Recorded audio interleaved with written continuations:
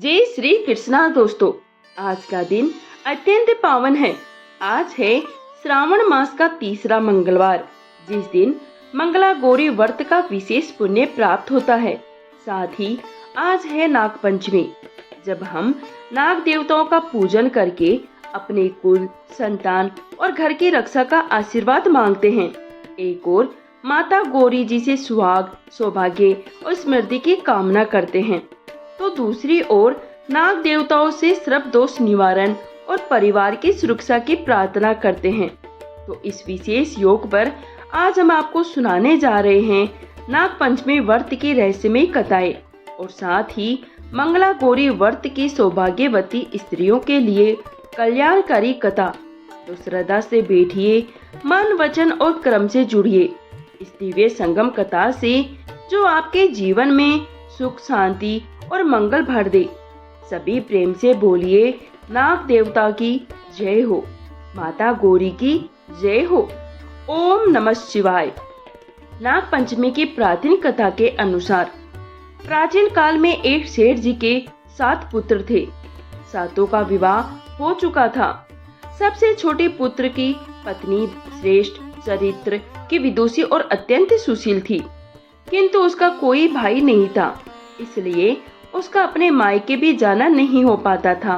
एक दिन बड़ी बहू ने घर लीपने को पीली मिट्टी लाने के लिए सभी बहुओं को साथ चलने को कहा, तो सभी टोकरी और खुरपी लेकर मिट्टी खोदने चलने लगी। जब वह मिट्टी खोद रही थी, तभी वहाँ एक सर्प निकला, जिसे बड़ी बहू खुरपी से मारने लगी। ये देखकर छोटी बहू ने उसे रोकते हुए कहा, दीदी, इसे मत मारो, ये बेचारा तो निरपराध है। ये सुनकर बड़ी बहू ने उसे नहीं मारा। तब सर्प एक और जा बैठा और फिर छोटी बहू ने उससे कहा, हम अभी लौटकर आती है, तुम यहाँ से कहीं मत जाना। ऐसा कहकर वह सबके साथ मिट्टी लेकर घर चली गई और फिर वहाँ कामकाज में फंसकर सर्प को जो वचन दिया था उसे भूल गई।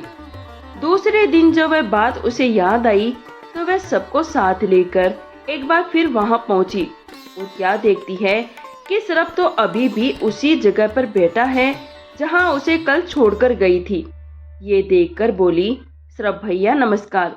तो सर्प कहने लगा, तू भैया कह चुकी है ना, इसलिए तुझे छोड़ देता हूँ, नहीं तो झूठी बात कहने के कारण मैं तुझे अभी डस लेता। तब वह बोली, भैया मुझसे भूल हो गई, मुझे क्षमा कर दो।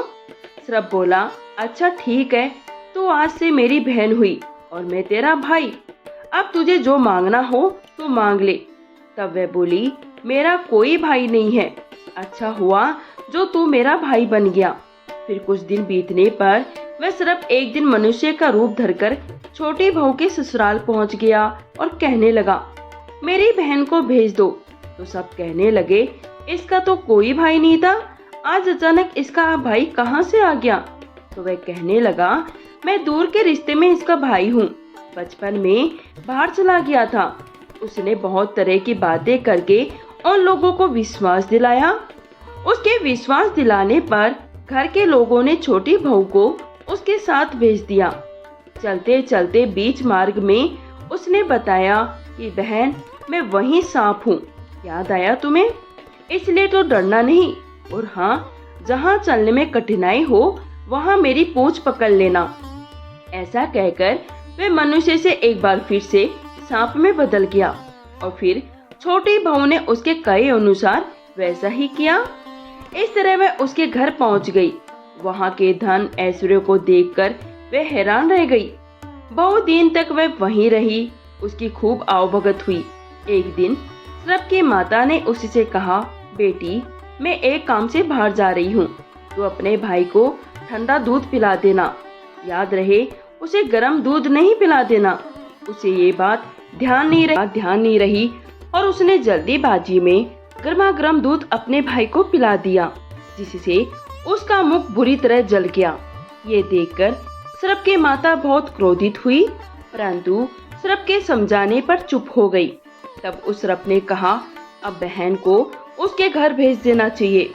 तब सर्प और उसके पिता ने छोटी बहू को बहुत सारा धन, सोना, चांदी, हीरे, मोती, जवाहरात, वस्त्र, आभूषण देकर उसके घर पहुंचा दिया। इतना ढेर सारा धन देकर अब तो बड़ी बहू ने ईर्ष्या में भरकर उससे कहा, लगता है तुम्हारा भाई तो बहुत बड़ा धनवान है। अरे तुझे तो उससे और भी अधिक धन लाना चाहिए था। सरप अभी भी द्वार पर खड़ा था। जब उसने सुना तो सारी वस्तुएं सोने के लाकर अपनी बहन को दे दी। ये देखकर बड़ी बहू ने फिर कहा, अरे इन्हें झाड़ने के लिए झाड़ू भी तो सोने की होनी चाहिए। अब की बार सरप ने सोने के झाड़ू लाकर भी अपनी बहन को दे दी। सरप ने छोटी बहू को हीरे मोती का एक अद्भुत हार भी दिया।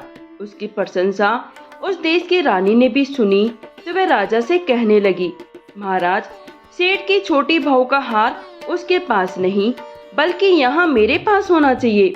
अब तो राजा ने मंत्री को आदेश दिया कि वह उस छोटी बहू से हार लेकर शीघ्र उपस्थित हो।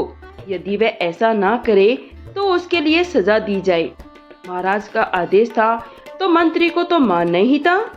मंत्री ने सेठ जी के घर जाकर कहा, सेठ जी, महारानी जी ने छोटी बहू का हार पहनना चाहती है। अपनी बहू से हार लेकर मुझे दे दो। सेठ जी ने मारे डर के छोटी बहू से हार मांगकर मंत्री को दे दिया। ये बात छोटी बहू को इस बार बहुत बुरी लगी और उसने अपने सरप भाई को याद किया और उसे घर आने के लिए प्रार्थना करने लगी। भैया, रानी ने मेरा हाथ छीन लिया है।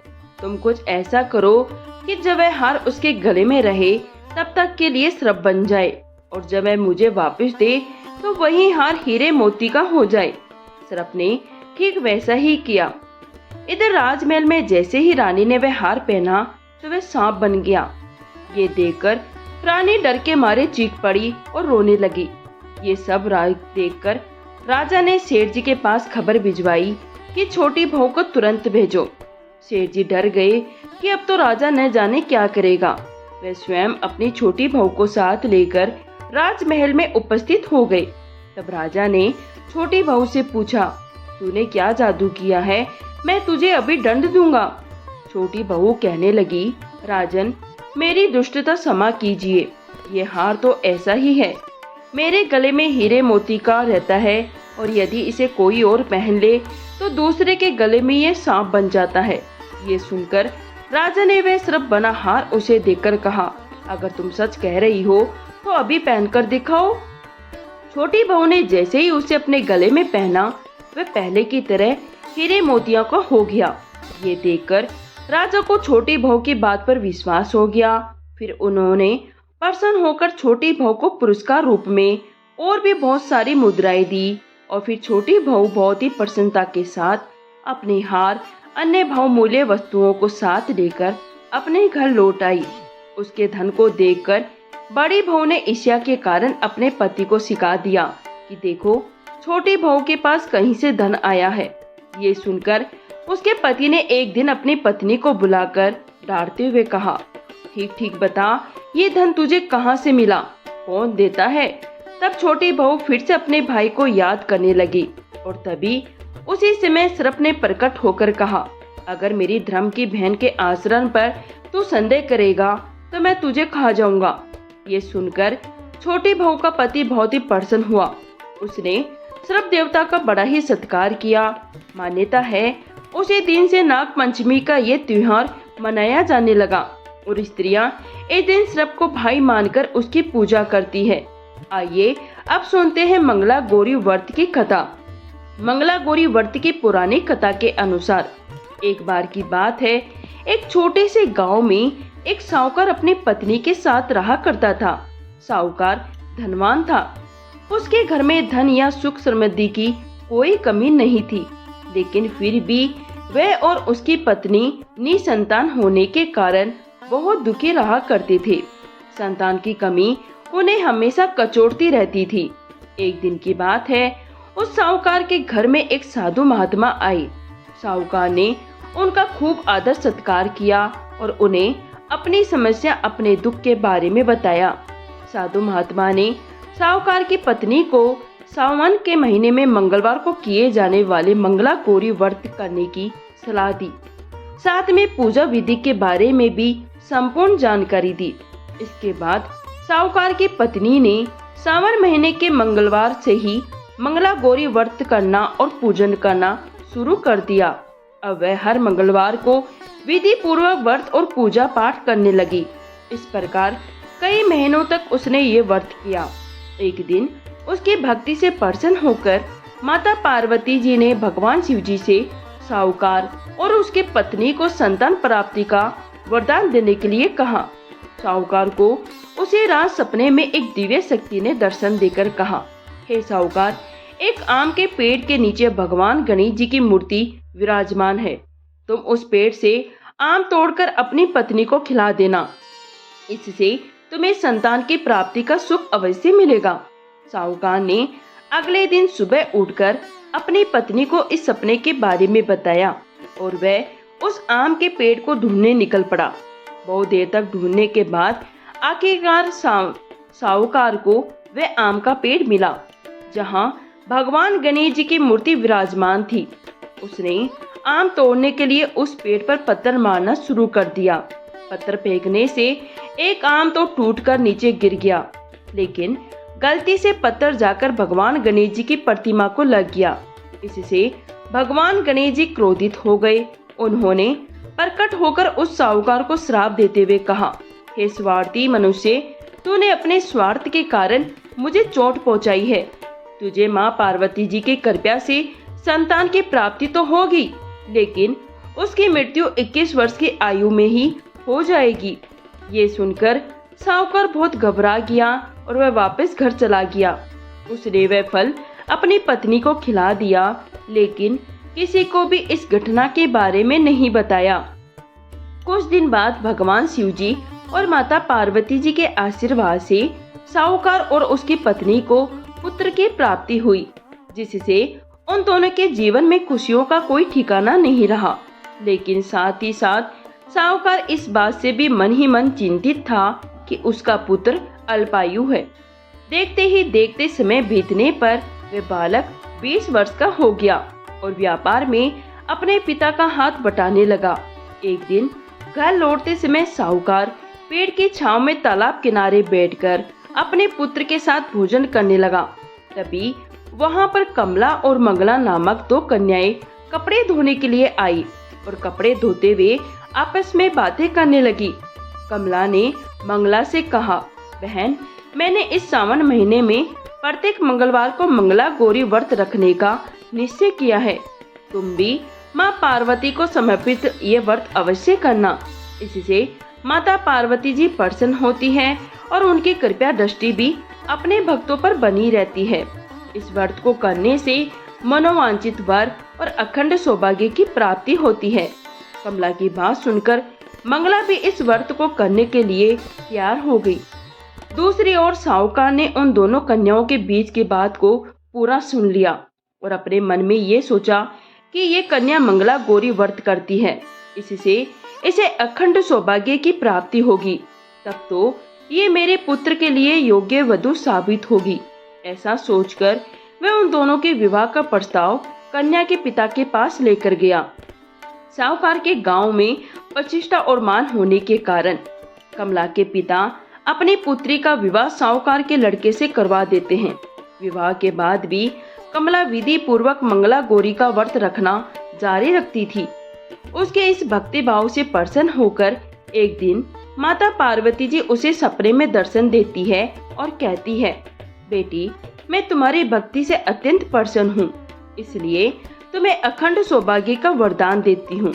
लेकिन तुम्हारा पति अल्पायु है, इसलिए अगले महीने मंगलवार के दिन एक सांप तुम्हारे पति के प्राण लेने आएगा। तुम उसके लिए एक प्याले में मीठा दूध रख देना। उसके पास एक खाली मटका भी रख देना। सांप दूध पीकर उस मटके में चला जाएगा तो तुम उस मटके को ऊपर से कपड़े से ढक देना। अगले मंगलवार को कमला ने माता पार्वती जी की बात मानकर एक प्याले में मीठा दूध रख दिया और पास में एक मटकी भी रख दी। सांप ने आकर दूध पिया और मटके में जाकर बैठ गया। कमला ने उस मटके पर कपड़ा बांधकर उसे जंगल में रख दिया। माता पार्वती की कृपा से कमला के पति के प्राण बच गए। इस प्रकार मंगला गौरी व्रत के पुण्य फल से साहूकार का वह पुत्र श्राप मुक्त हो गया। जब कमला ने घर में सबको इस चमत्कारी व्रत के बारे में बताया तब सभी आश्चर्यचकित रह गए। उसके बाद साहूकार और उसकी पत्नी ने अपने पुत्र वधू को आशीर्वाद दिया और फिर पूरा परिवार सुख से जीवन बिताने लगा। दोस्तों, आज की दोनों कथा यहीं समाप्त होती है। आपको कथा कैसी लगी प्लीज कमेंट करके जरूर बताएं। राधे राधे, जय श्री कृष्णा।